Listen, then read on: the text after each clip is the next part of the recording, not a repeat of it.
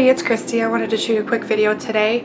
I am in Las Vegas for a work trip and it's quite a bit warmer out than I was previously planning on, so the clothes that I had packed I pretty much targeted for 60 to 50 degree weather, and right now it's about 74, 75 degrees out, which is awesome. I'm not complaining. It's nice to get a little bit of a break from the cold. However, I am a little bit warmer just because of the wardrobe that I packed based off of the weather that I saw before I came.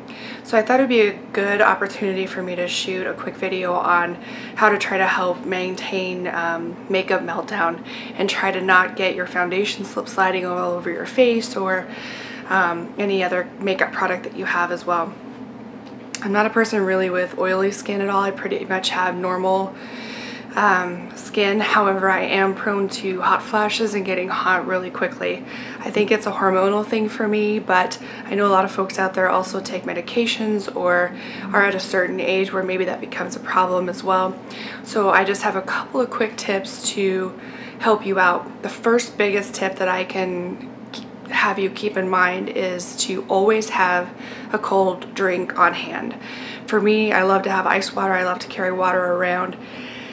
I feel like having something internally ingested that's colder really helps cool my body down and helps me kind of keep cold on a hot day or when I'm increasing my activity level or something like that. It's kind of a no-brainer for a lot of folks, but a lot of times when we're walking around and doing different things, we don't think to stop and grab a cold drink or stop and you know, make sure that we are getting enough hydration and those kinds of things. You have to kind of be careful as well, because an alcoholic drink can be cool, but alcohol can also make me personally a little bit warmer as well. So be careful about the drink selections that you do pick, but having that cold drink on hand really does help me maintain that body temperature that I need. The next tip I have is to actually help you regulate the amount of foundation that you put on your skin. If you are a person that uses a BB cream, CC cream, or liquid foundation, it's important for you not to overuse product. I happen to love the CoverGirl Outlast Stay Fabulous 3-in-1 foundation. I love the finish that it gives to my skin, but I can have a tendency to put too much on my brush, or if my brush, I'll be honest, I don't clean my brushes every time. So if my brushes become a little overloaded, it can look streaky. It can leave some problem areas for me in the application and how it ultimately ends up looking. What I've really been enjoying is utilizing a damp beauty blender.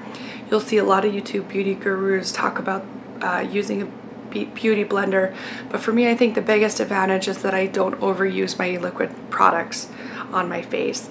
And with these beauty blenders, if you're not familiar with them, you just get them wet and then you kind of stipple and dab your foundation all over your face. It does pick up some of your product just like a brush would, but again, I think it just helps shear out your foundation and your liquid coverage products just enough to not overload your skin, just in case you did use a little bit too much product.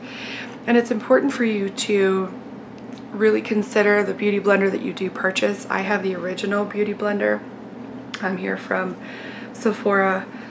There are some off-market ones out there, but I'll be honest with you, I really don't think that they do as well as this original beauty blender. I use the fat end for my face, and then I use the pointy tip for my under eye concealer. That's really a nice way to shear out your concealer as well. The next tip I have for you, whether you're an oily person or whether you're somebody that just needs a little bit of shine control all over your face or maybe just in the T-zone, I really don't have a problem with that in general, but if I am going to be walking out on a hotter day like today and I do have a liquid product on my face, I do like to set that with a little bit of a mattifying power. The one that I like, because it's cheap but it works awesome, is the Rimmel Stay Matte Long Lasting Pressed Powder. And this powder, I just, like I said, I take a brush in it and I just kind of put it over my T-zone, and that really helps take that shine away so that when I do get hot in that day while I'm walking around or something, this kind of helps combat some of that. The last tip I have for you is to use a makeup setting spray. I have tried the NYX Dewy Finish spray, and I think it does a good job of keeping the makeup on my face, but for some reason it helps me get more oily, which is kind of the alternate effect of what I really want to have happen.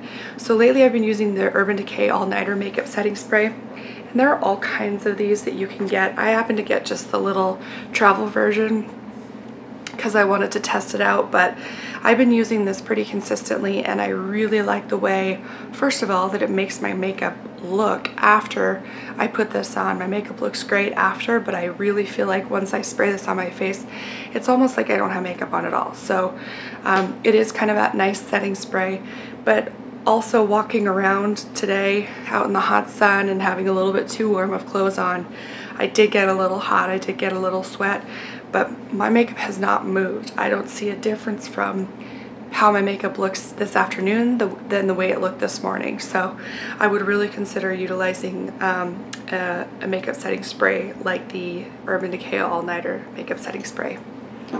Those are my quick tips. Thank you guys all for joining me. I will talk to you in the next video. Bye.